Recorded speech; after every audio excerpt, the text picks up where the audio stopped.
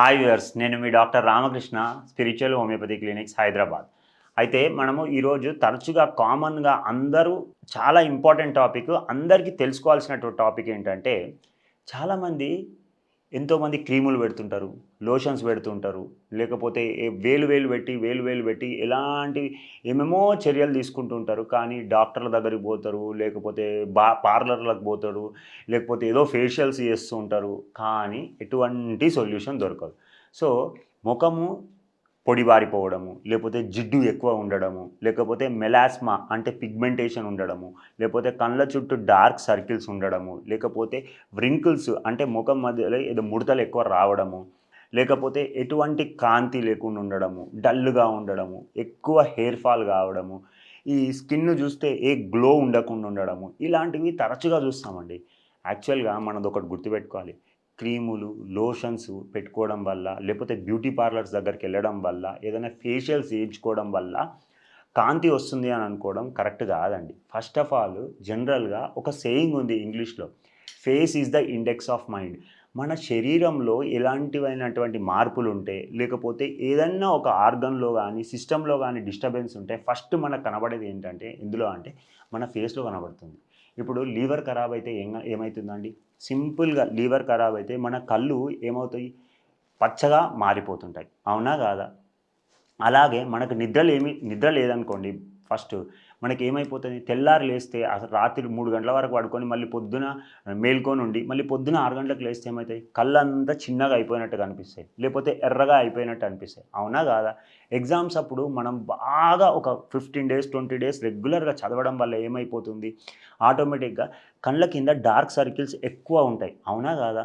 ఇంకొకటి నైట్ షిఫ్ట్‌లో పనిచేసే వాళ్ళు ఉంటారు. చాలామంది 2:00, 3:00 వరకి ఎప్పుడు స్క్రీన్ ముందట ఉంటారు. ల్యాప్‌టాప్ ముందట ఉంటారు. ఎక్కువ స్క్రీన్ ముందు పనిచేసే వాళ్ళకి మీరు బాగా అబ్జర్వ్ చేస్తే ఈ డార్క్ సర్కిల్స్ అనేటివి ఎక్కువ ఉంటాయి. ఇంకొకటి బాగా అబ్జర్వ్ చేయండి. హార్మోనల్ ఇంబాలెన్స్ సమస్యతోటి బాధపడుతుంటారు. అంటే జనరల్‌గా ఫీమేల్స్‌లో ఈ పీసీఓడీ గానీ, థైరాయిడ్ గానీ, లేకపోతే యూట్రైన్ ప్రాబ్లమ్స్ గానీ, లేకపోతే పీరియడ్ ఇర్రెగ్యులారిటీస్ ఉన్న వాళ్ళకి జనరల్‌గా ఏమవుతుంది? పింపుల్స్ అనేటివి ఎక్కువ ఉంటాయి. యుక్త వయసులో గూడా కొన్ని హార్మోన్స్ చేంజ్ అయినప్పుడు మనకి శరీరంలో మన ముఖం మీద పింపుల్స్ అనేటివి చాలా ఎక్కువ వస్తూ ఉంటాయి.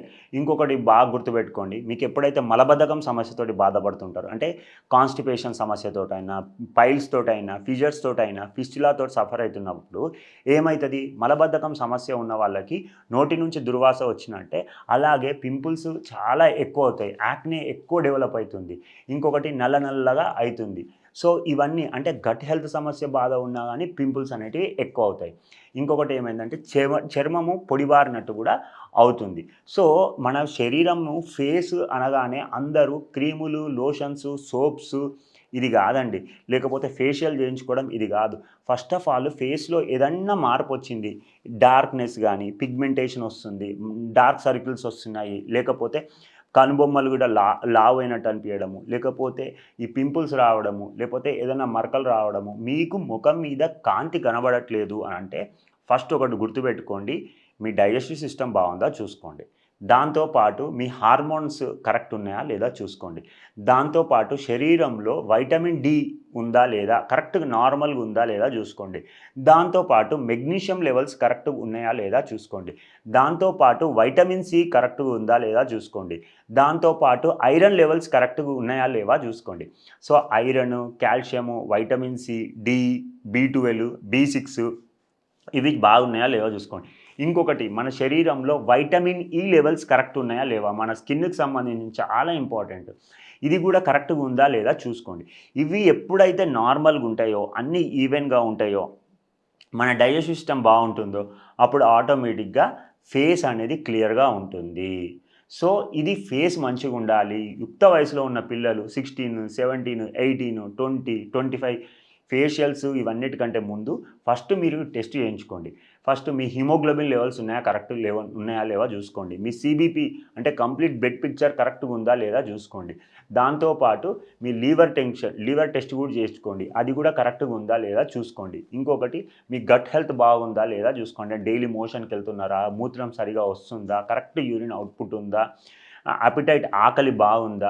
ఇంకొకటి సాధ్యమైనంత వాటికి ఫుడ్డులో మనము యాంటీ ఆక్సిడెంట్ ఫుడ్స్, ఫ్రూట్స్ ఎక్కువ తీసుకోవడము, ఇంకొకటి ఆయిల్ రిచ్ ఫుడ్ తక్కువ తినడము, ఇంకొకటి ఈ మైదా రిచ్ ఫుడ్ తక్కువ తీసుకోవడము, ఇలాంటివి చేసినట్టయితే ఆటోమేటిక్గా స్కిన్ బాగుంటుంది.